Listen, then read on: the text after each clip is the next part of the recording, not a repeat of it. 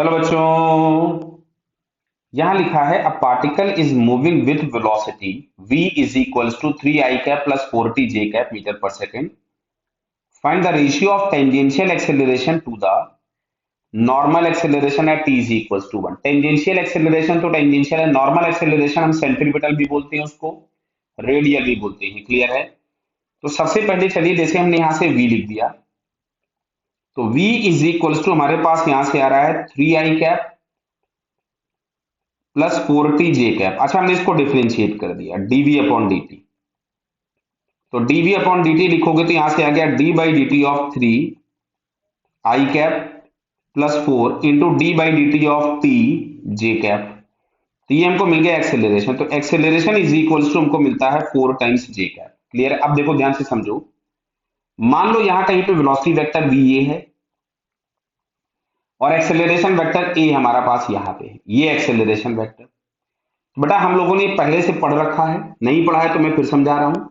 ये एक्सेलरेशन के दो कंपोनेंट्स होते हैं। एक आपको वेलोसिटी की डायरेक्शन में मिलेगा, जो वेलोसिटी की डायरेक्शन में कंपोनेंट मिल रहा है वो फिलहाल यहाँ पे हमको मिल रहा है a cos थीटा, और इसको हम लोग लिखते हैं टेंजेंशियल एक्सेलरेशन। और एक कंपोनेंट वेलोसिटी के परपेंडिकुलर होता है, जिसको हम सेंट्रीपिटल भी बोलते हैं, इसको हम नॉर्मल एक्सेलरेशन भी बोलते हैं, या हम लोग इसको रेडियल एक्सेलरेशन भी बोलते हैं, जो v के परपेंडिकुलर होता है। तो क्वेश्चन में आपसे पूछा गया है find the ratio of tangential acceleration to the normal acceleration. मतलब आपसे बोल रहा है साहब कि at अपॉन ac की वैल्यू बताओ। तो at हम लोगों को दिख रहा था a cos थीटा और ac हमारे पास दिख रहा था a sin थीटा।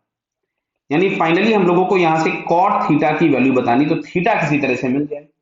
तो साहब हम लोगों को पता था दो वेक्टर्स के बीच का अगर हमको एंगल फाइंड करना होता है तो दोनों वेक्टर्स का हम डॉट कर देते हैं। बहुत बढ़िया बात है। तो जो वेलोसिटी वेक्टर दिया और जो एक्सेलरेशन वेक्टर दिया, इसके बीच का ही तो ये एंगल हमको थीटा चाहिए था, हमने दोनों का डॉट कर दिया।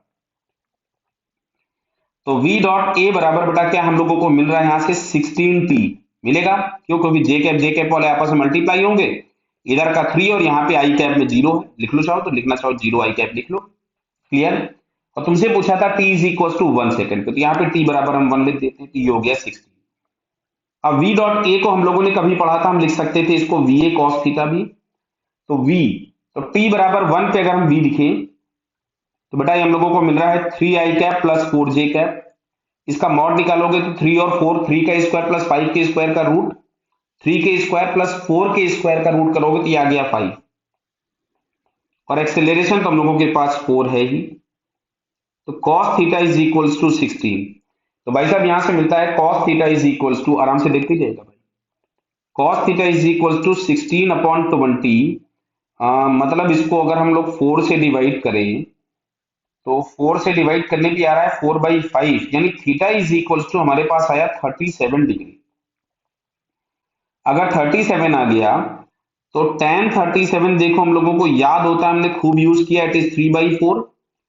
तो साहब cot 37 की वैल्यू हो जाएगी 4/3। तो जो यहां से हम लोगों को रिलेशन पूछा था, रेशियो पूछा था, दैट इज 4/3। तो जरा चेक करते हैं 4/3 किस ऑप्शन में दिया गया है। 4/3 दिया, हाँ 4/3 के रेशियो में दिया हुआ है, तो 4/3 यहाँ पे हम लोगों को फिलहाल फर्स्ट ऑप्शन में दिया है। So it's first answer is correct. Clear बेटा? Okay, all the best.